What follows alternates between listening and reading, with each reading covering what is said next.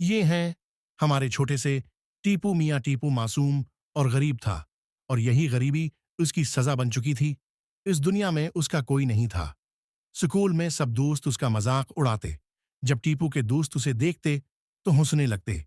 लेकिन टीपू ने अपनी गरीबी को अपनी कमजोरी नहीं समझा, बल्कि टीपू ने मेहनत करने का मजबूत इरादा किया।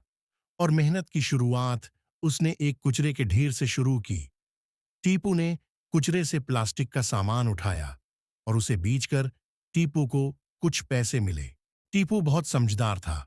उसने इन पैसों को जाया नहीं किया, बल्कि उन पैसों से जूते पॉलिश करने का सामान खरीदा। फिर किया था कि टीपू ने अब लोगों के जूते पॉलिश करने का काम शुरू किया। वो लोगों के जूते पॉलिश करता और पैसे कमाता। कुछ दिन बाद टीपू ने इसी काम से बहुत सारे पैसे कमा लिए थे। अब टीपू ने एक और नेक काम के बारे में सोचा। उसने सब्जी और फ्रूट की एक दुकान खोली। अब टीपू को ज्यादा मेहनत नहीं करनी पड़ती थी।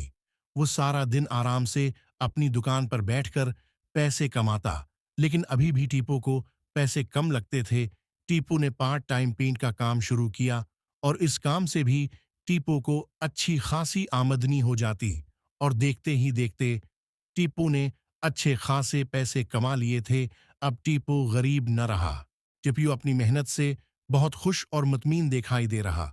टीपू ने बाजार से नए कपड़े खरीदे और और बाकी स्कूल की अशिया खरीदी। और अगले रोज टीपू जब स्कूल में दाखिल हुआ तो वही दोस्त जो टीपू का मजाक उड़ाते थे, टीपू को इतना वेल डरीस देखकर दंग रह गए। तो उस कहानी से हमें ये सबक मिलता है कि इंसान चाहे कितना ही गरीब क्यों ना हो, अगर वो मेहनत करे तो नामुमकिन को मुमकिन बना सकता है।